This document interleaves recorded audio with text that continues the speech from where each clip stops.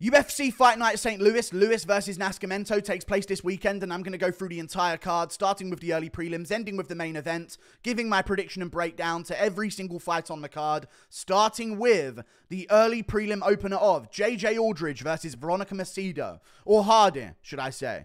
Veronica Hardy, she changed her surname. Hey, to us, she'll always be Veronica Macedo, eh? But to you, I guess, Dan, she can be Veronica Hardy. You know what I'm saying?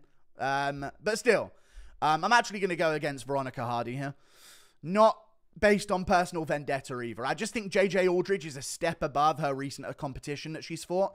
I also think JJ Aldrich has fought a step above the competition that Veronica Hardy has fought recently, and she's won by similar margins. She's also bigger than Veronica Hardy. She's got some chub. She's got a big forehead. I think there's that aggressiveness that's going to come with that. You know, she doesn't get, like, she doesn't settle down and, you know, get to be on full reptile. Like, there's a lot of privileges that Veronica Hardy has that JJ Aldrich is still fighting for. So she's going to have that rage. She's 31, no kids, you know, like, oh, it's time to panic. Rage. You know what I mean? So I think JJ Aldrich is going to have that in her favor here. I'm going with JJ Aldrich. That's not the only reason, though. She's very good, and Veronica Hardy won her fights by mixing and grappling quite a bit. You know, we saw that against Juliana Miller. It was mainly Miller going for the dumbest submission attempts I've ever seen in my entire life. And don't get me wrong, Veronica Hardy is a revolutionary women's MMA fighter where she actually, like, tries to improve how good she is between fights, which is rare in women's MMA. But I think JJ Aldrich might be one of them as well, where she's just a career women's fighter. It's not like she's got this thing on the side, like, you know, I've combed my fringe down, but if you subscribe to my OnlyFans, I'll lift up the fringe and show you it. Like, I feel like JJ Aldrich wins this fight. Longer reach, larger, fought better competition, doesn't get taken down. I reckon she's going to be a little bit too physically imposing for Hardy. I can see her maybe out-hustling Hardy in the clinch, because even against Jamie Lynn Horth, Hardy spent a lot of time on bottom. She got taken down in that fight. And in the first 2 rounds, she minorly outpointed Jamie Lynn Horth on the feet. But it was still a very close fight. So I think JJ Aldrich is just a little bit of a step up too soon. Maybe Hardy has improved enough, but I'm going to go JJ Aldrich. We move on. Jared Gooden versus Kevin Jousset. Now, I'm going to go with Kevin Jousset because there's certain strikers, and this may age absolutely awfully.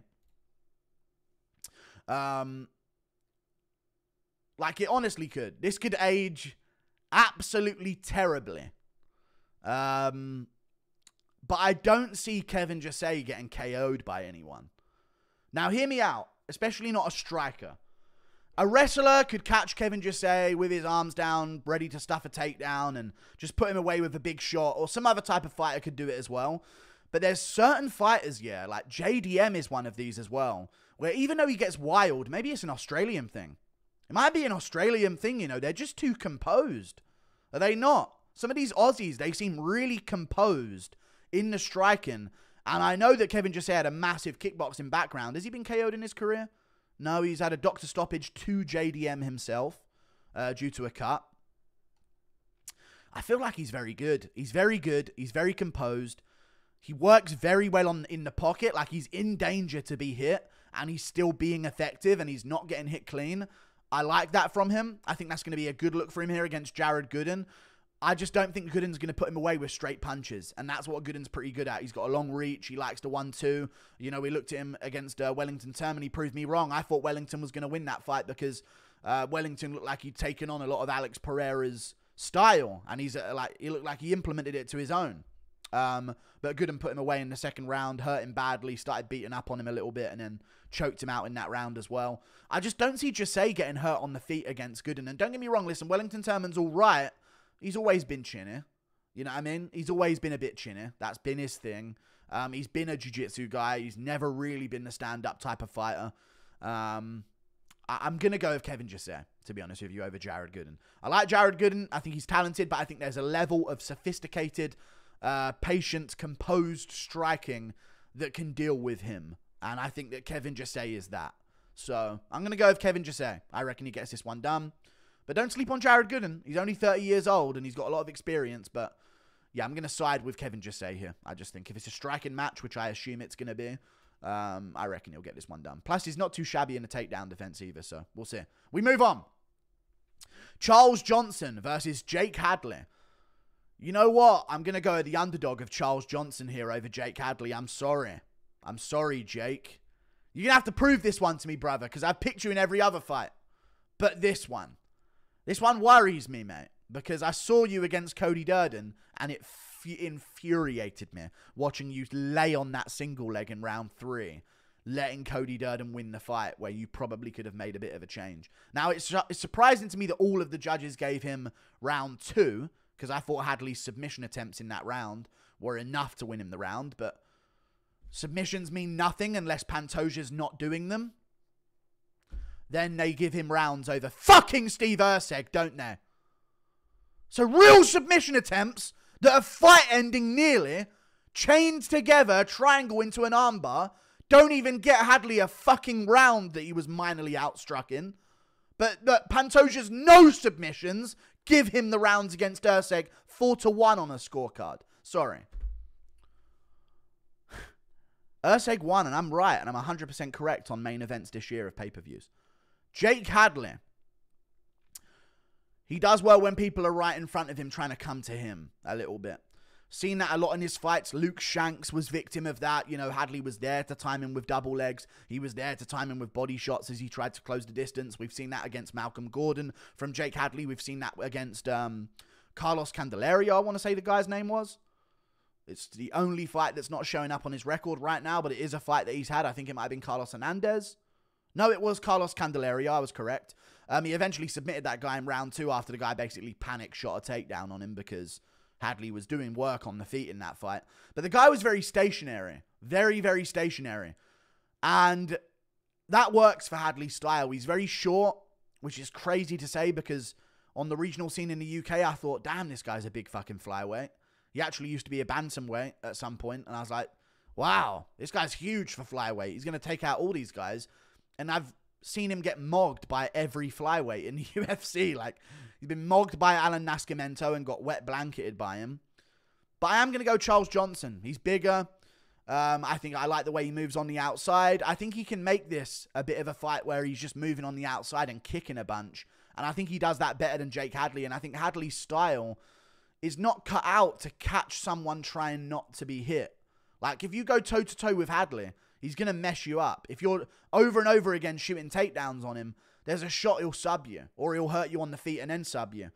But if you're shorter than him and you don't have a great grappling game, he can out grapple you and he can push the grappling and get it done.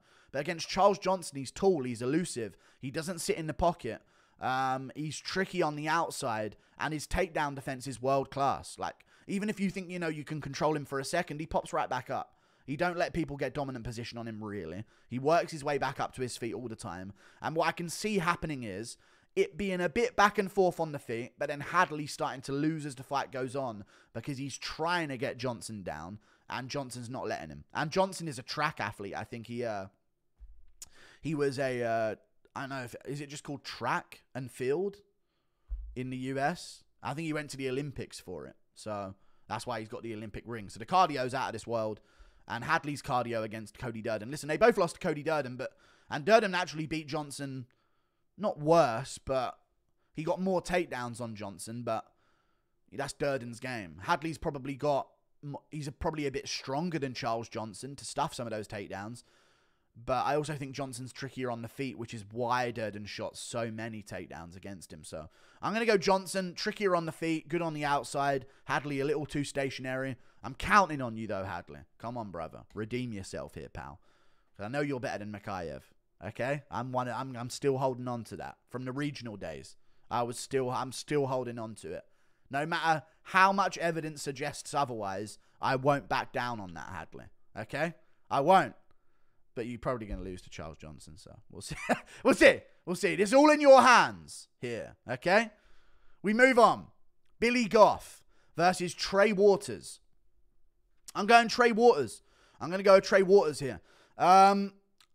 Most people are picking Billy Goff. I think Charles Johnson was the underdog, by the way.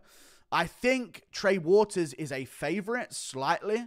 Yes, a slight favorite. A decent-sized favorite, to be honest with you. Most people are going with the underdog here of Billy Goff.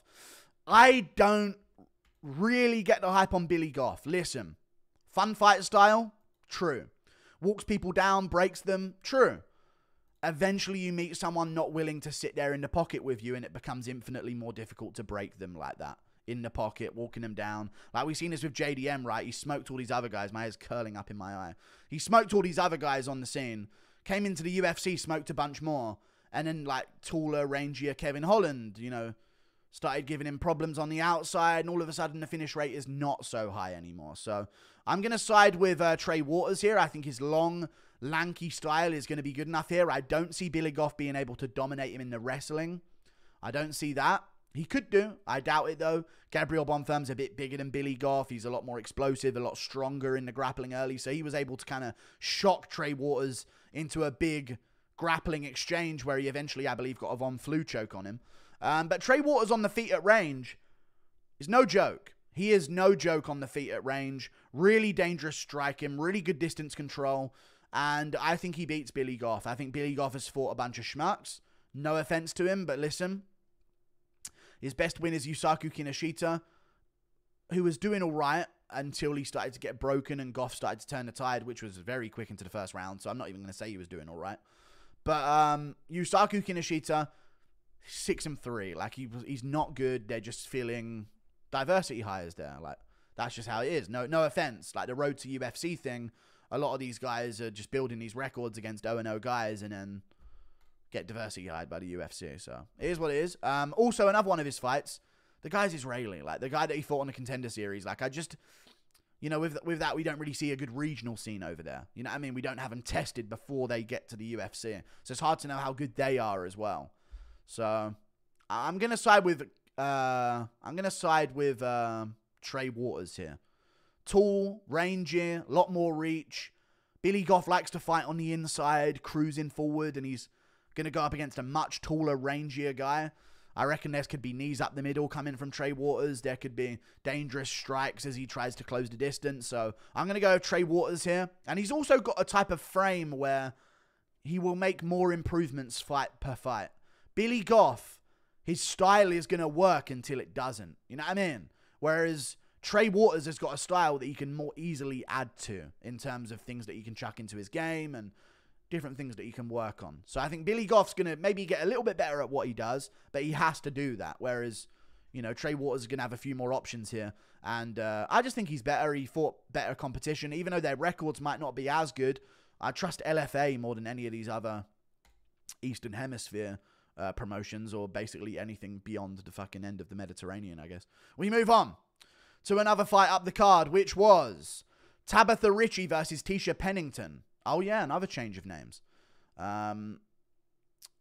She took a wife's name, sorry. Tabatha, like Ian Gary. I'm joking. Tabatha Ricci versus Tecia Pennington. I'm going to go with Tecia Pennington here, or Tecia Torres, if you're wondering who it is. It's Tecia Torres. Tabatha Ricci, Tecia Pennington. I'm going with Tecia Pennington as the underdog. That's what I'm going with. 90% of people are picking Tabatha Ricci here. I think her stand-up's fucking atrocious. Awful. I think Pennington is better than her in the stand-up. I understand that Pennington is older and hasn't been fighting recently, and that's going to come into factor as to why people are picking against her here.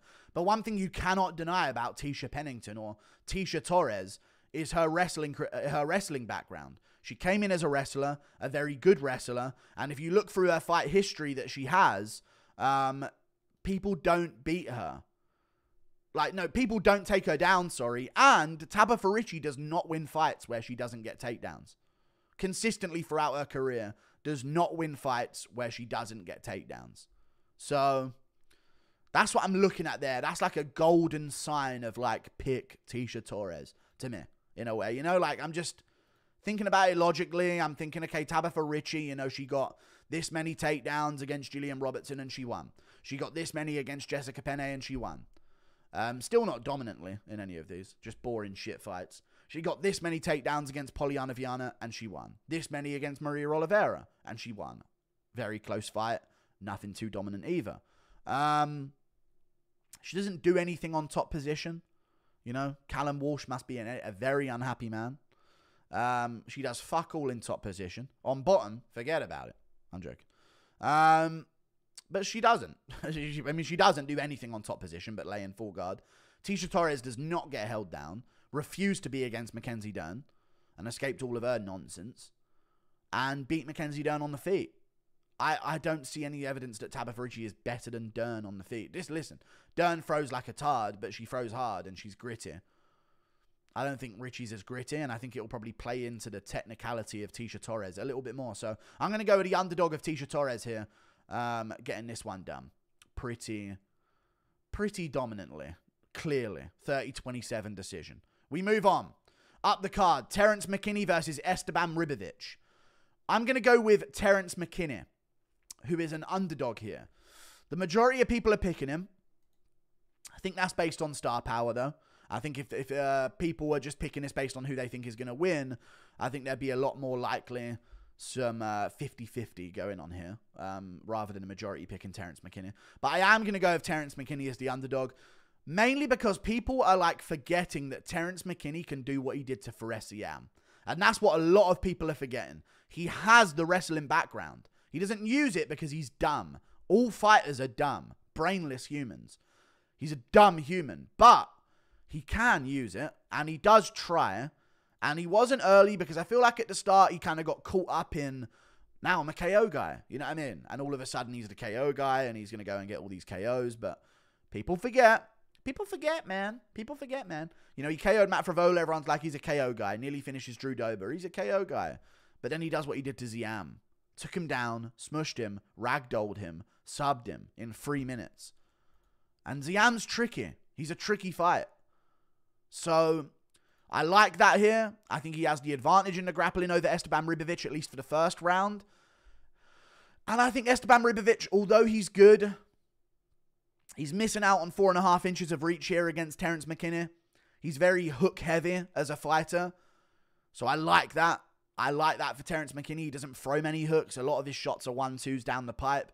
I think he can stay quite safe there against Esteban Ribovics. And I watched Camuela Kirk take down Esteban Ribovics and pretty much grind out the first round, if I remember correctly. I'm going to check it back right now to see if I do remember that correctly. But I'm pretty sure he did take him down in the first round and control him pretty dominantly. And then round 2 and 3, Esteban started whooping him. Pretty much is how that went, right? He did. He did. I feel like McKinney can do that. Maybe get the rear naked. And if he doesn't, I think it's going to take a lot of steam out of Ribovics' shots, because Ribovics does seem to lose steam in his shots as the fight goes on. And I do trust McKinney on the feet here as well. So I'm going to go Terrance McKinney over Esteban Ribovics. I like this one for him. I think there's a good matchup and a good chance at an underdog win. And he's had a bit of time off. You know, he was rushing a little bit because he wanted to fight Chris Duncan immediately after his fight against Brandon Moreau and rebook it, but there was visa issues. So now we've waited until May. I kind of like that, to be honest with you guys. I like that we've waited till May, and I think that's going to give him time to improve. So I'm going to go Terrance McKinney. Even though he tried to dox my family, I'm still going to root for him to win here because I think he has a star potential. We move on. Chase Hooper versus Viacheslav Borshchev.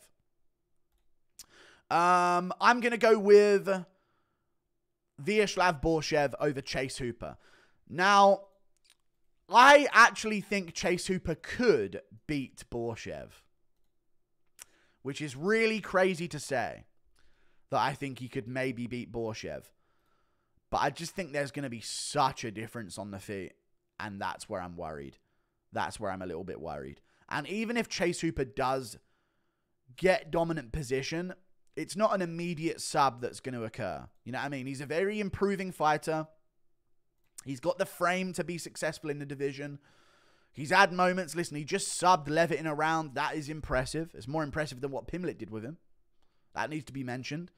Beat up on Nick Fiore, but Nick Fiore is one of those New England cartel guys. They're all spoon-fed, can-fed bums. No offense, Nick Fiore, but you're just a worthless New England cartel bum.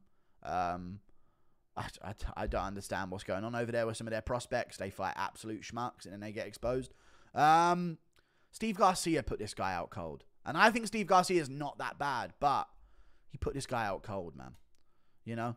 Felipe Colares was doing good tangling with him for the first 2 rounds. Was getting outdone, out-hustled. But Felipe Colares is a former bantamweight. Rest in peace, by the way, to him. Former bantamweight. So honestly, he's a legend. Whatever. I'm going to go Borshchev. Although I didn't like the way he looked against Jousset, the Jousset thing was more like, even if he is doing good takedown defense, Jousset was just being too strong for him and like forcibly putting him in these positions. It feels like he has the technique and he knows what to do to stuff a takedown, but some people are just too physical and they're able to overpower his like underhook, and then he's still getting dragged to the canvas. So I think Hooper's not going to have that strength. That's something that we've seen fail Hooper in the past, is like when he's in on a double leg, if someone's got like a hook on him, he can't just power through it and get the double leg anyway, or lift up on a single leg and dunk him. Like, he just doesn't quite do that. So I'm going to go Borshchev. I think he's going to chop that leg kick, not worrying about the takedown. Doesn't need to, I don't think.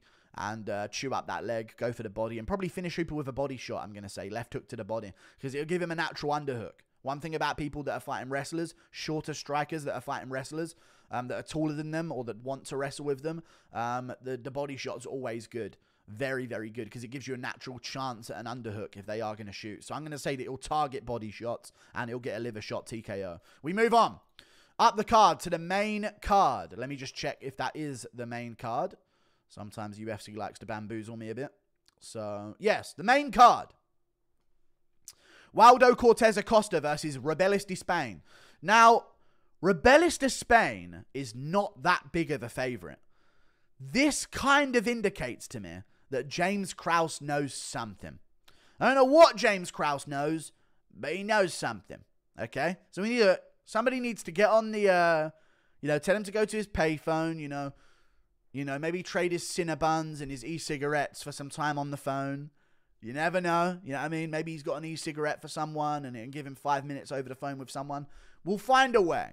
You know what I mean? We'll smuggle some Cinnabons. Don't know how. But let's just say we'll have Jeff Molina smuggling them. Okay?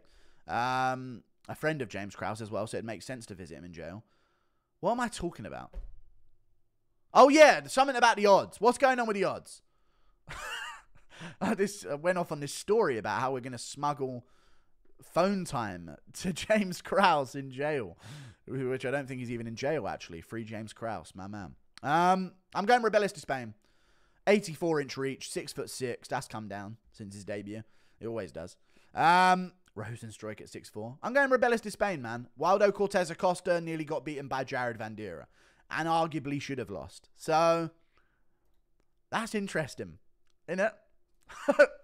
It's kind of interesting. That is kind of interesting. Yeah, I just don't like that at all. He lost to Marcos Rodrigo de Lima. Not a bad loss. Not a bad loss. I'll be honest, Marcos Rodrigo de Lima is a tricky heavyweight. A really tricky heavyweight. He's sort of the gatekeeper, right? Like, he's a very tricky gatekeeper to get past. He smoked Lucas Bursky, which is a good win. Lucas Bursky's light on his feet. There is something to be said that Robelis Despaigne cannot box for shit. And he throws punches like a tard because he's never had to learn how to do it properly. I'm telling you, the way this guy throws punches, someday he's getting slept. Bad. I don't think this guy's going to be untouchable until he gets to the top of the sport. But I am going to go with him here.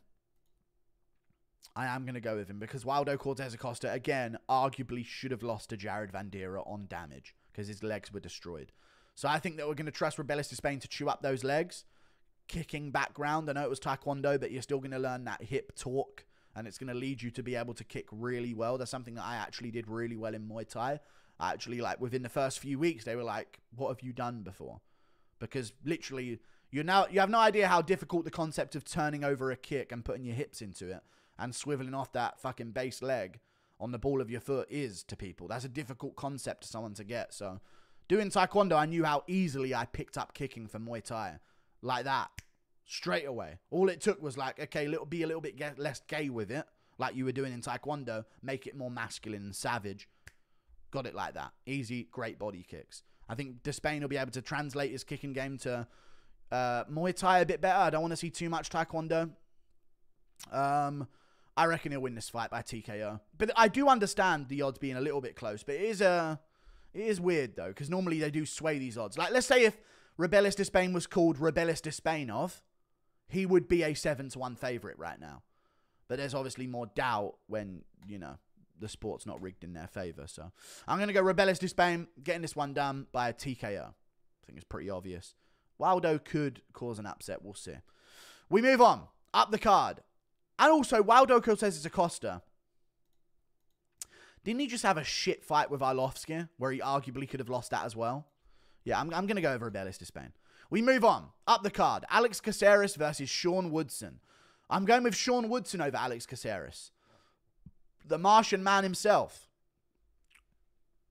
At what point do we start to see Caceres lose and lose his career?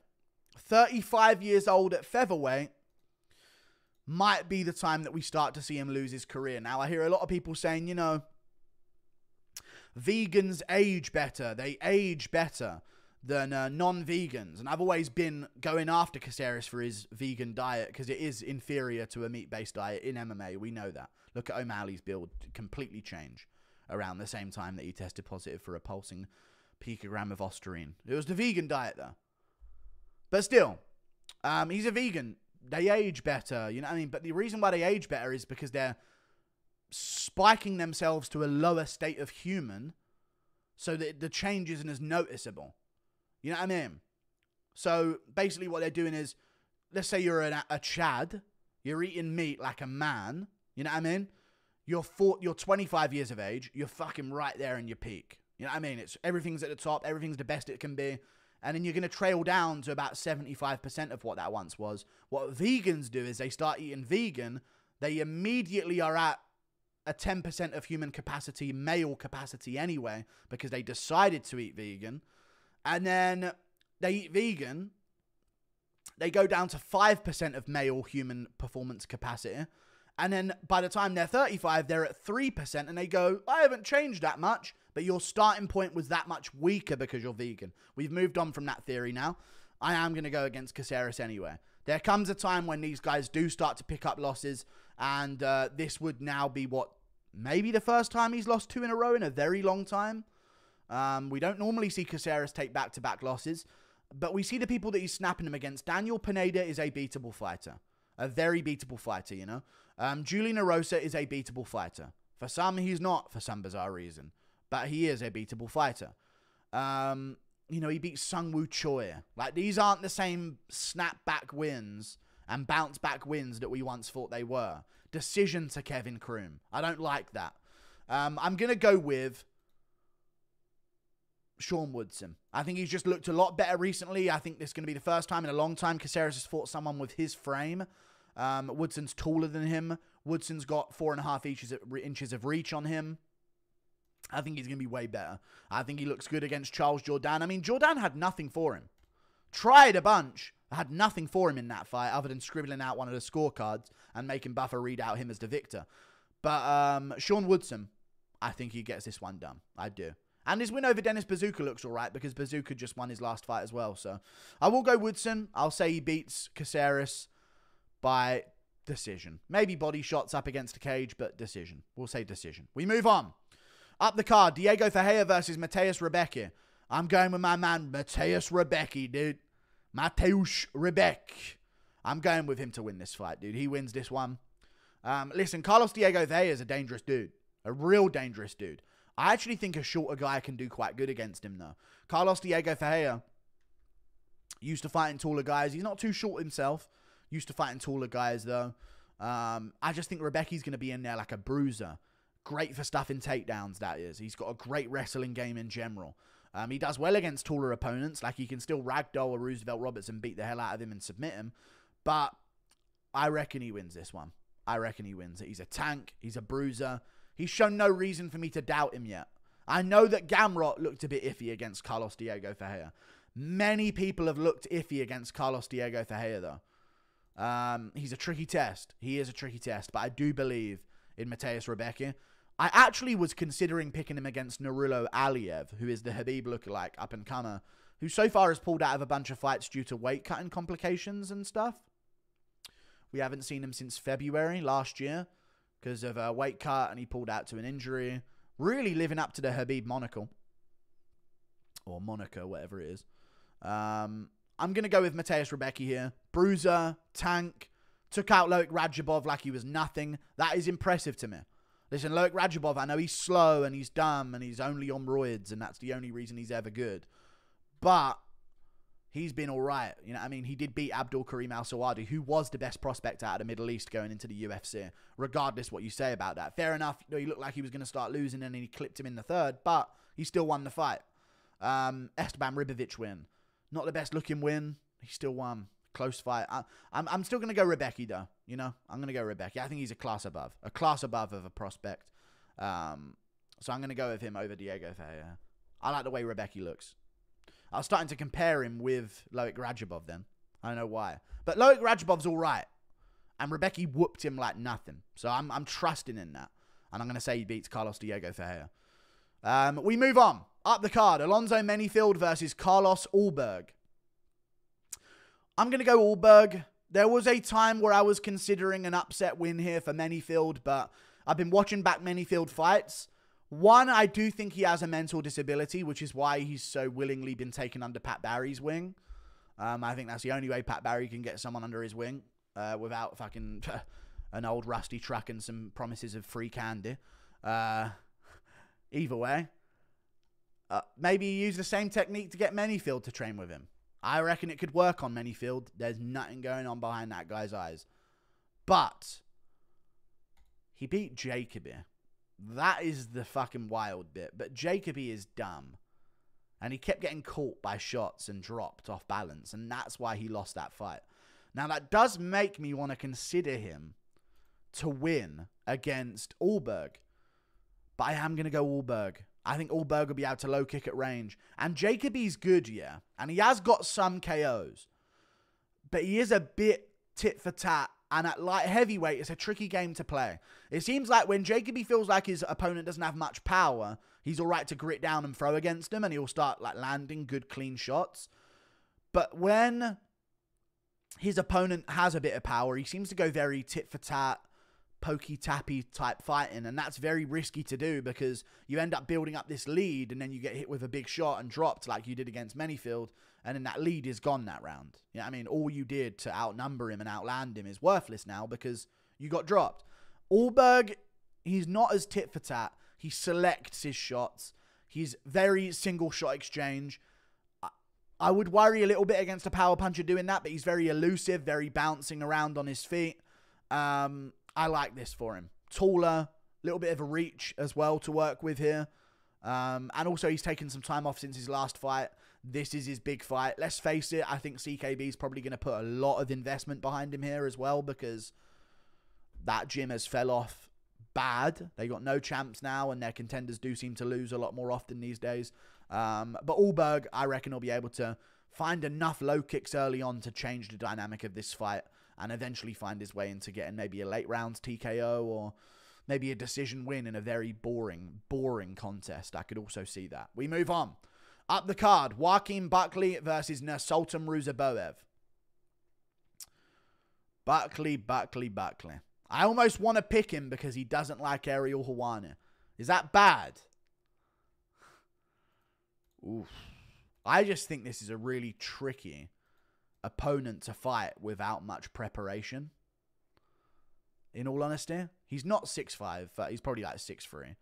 But he's a tall, rangy guy. Former welterweight, so this isn't the first time he's going to make welterweight. He just made his shift over to the UFC middleweight division. But dude, he has really good shot selection. He's not afraid to cheat. He put away Bruno Ferreira in exactly the same way we've seen Buckley KO'd before. Throwing his kicks, square hips, bang. Gets caught as he goes for it. You know what I mean? It's just like we've seen exactly. We know that Nursultan Ruziboev can put people away in the exact same fashion and technique that Joaquin Buckley was put away with. And Buckley, one of the things that makes his game so good is that he's a boxer. He's Mike Tyson in MMA, is what he is. He dips, he sways, he uses good footwork, he shifts his feet. What's it called? The Castellanos shift or whatever it is. He does all of that. You know, he swings in combination. 1, 2, duck under, body shot, headshot. That's Joaquin Buckley. But what we've seen as to why Buckley has had so much more success at welterweight recently is that he's kicking a lot more. He would kick at middleweight. He would against Chris Curtis, who's a lot shorter of a fighter.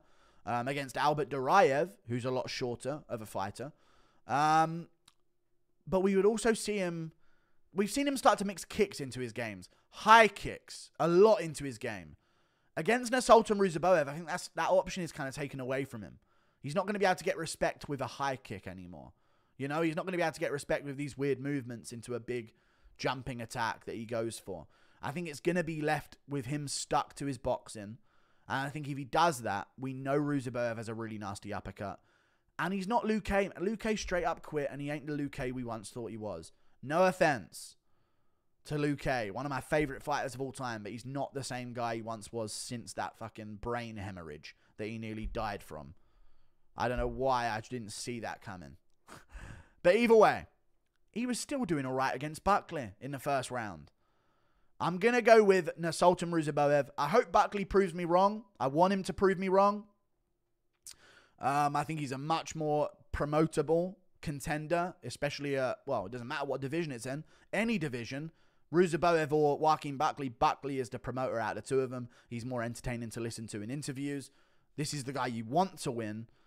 But I just think this is a really tricky one to make a fight against. You know what I mean? I know he's staying in shape and he just fought Luke K and he's getting right back into another training camp.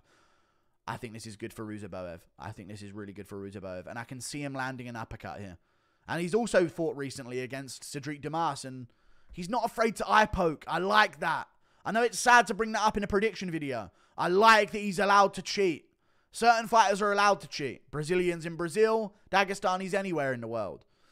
I like that he's very okay with the idea of cheating and just being disgusting. Multiple eye pokes. Uppercut after an eye poke, you don't care, get the finish, TKO. They watch it back, they see it was an eye poke, they still give it as a TKO. Like when they watched back Ankalaev and Walker, it was illegal, they still gave it to him. You know what I mean? So I'm going to go with Sultan Ruziboev here. TKO. I'm going to say uppercut as Buckley comes in, but we'll see. It's that rangy striking type that seems to give Buckley a few problems. You know, we saw it against Kevin Holland. He took his debut on short notice, though. That needs to be mentioned. Imavov. Same thing, right? Straight, right, striker. Imavov is Ruziboev in a way, but throws a bit more straight shots than he does looping shots like Ruziboev does with uppercuts and hooks. But I think there's something to that. So I'm going to go with Sultan Ruziboev by TKO in the first. We'll see that. We move on. Up the card. Derrick Lewis versus Rodrigo Nascimento Ferreira. This one is actually going to be less of a breakdown because I've found over time that no matter how much research and logic you try and bring into a Derrick Lewis fight about he has this tendency and Lewis throws this shot really well and this, it doesn't fucking matter. Like, is Derrick Lewis going to beat a guy or not? The question is, does the guy stay on his toes as a professional MMA fighter? And weird as it is to even have to say these words, 95% of UFC heavyweights aren't on their toes. They can't see him, but they aren't on him. So that's probably why they're not on their toes, because they don't even know their toes exist. Most of these UFC heavyweights. I'm in better shape than most UFC heavyweights. And I've gained weight since South Africa. I'm still in better shape than these guys. And I don't even work out. No idea what some of them are doing. Maybe it's purely genetic. Maybe. But in that case, are we only getting the worst genetics big guys? Because I'm not saying I'm a 1 in a million athlete over here. Like, you know what I mean? Like, it's so weird how much tits they have. Like, I don't understand it. So, he doesn't move around on his toes. This could be a good underdog to pick just because it's Derrick Lewis. So you might want to try it. So they haven't given him too much of a favorite status here. But you ain't JDS. You ain't DC. Look at the people he's lost to, you know? Ugh, Tuivasa one's a bad look now, innit? Fucking hell. But then again, Nascimento is not as dangerous on the feet as Tuivasa is. So I'm going to go with Derrick Lewis beating Rodrigo Nascimento Ferreira. It was cool to see him actually get back up against Jailton Almeida. So although Rodrigo Nascimento can grapple a bit, we've seen him succeed not at all in the grappling against any of his opponents ever. Will he succeed for the first time in his grappling against Derrick Lewis? This is the question. Will he succeed on the feet for the first time in his career against Derrick Lewis, when he couldn't do that against any other opponent he's ever fought ever? That's the question. If you say yes to that, you're literally just guessing and you're putting no thought into anything. You got to go Derrick Lewis. This guy's only win is against Alan Badeau, and it got overturned due to a PED test. Look at him, and he got... That's on the sauce. God damn. Lost to Dorcas by TKO. And other than that, he's minorly... he beat Dontel Mays, subbed him. Subbed Mikhail Martinek. This was back in 2020. But in a Tanabosa fight was shit from him. Awful. Laying on him. Tanabosa arguably did more damage. Could have actually won that fight. Should have won that fight, arguably. The Ilir Latifi fight was embarrassing from him. And so was the Dontel Mays rematch that they did, where Dontel Mays went to a decision with him. And again, arguably could have won, but I don't mind that he didn't. But he could have won rounds 2 and 3, so it is what it is, innit? I'm going to go with Lewis. I'm going to go Derrick Lewis. We'll see if he lets me down. I don't think he will. Plus, he's been in these big spots. This is Rodrigo's first main event. I think it's his first time on a fucking main card, and he's in the main event, so we'll see. Goodbye, Toodle Pit.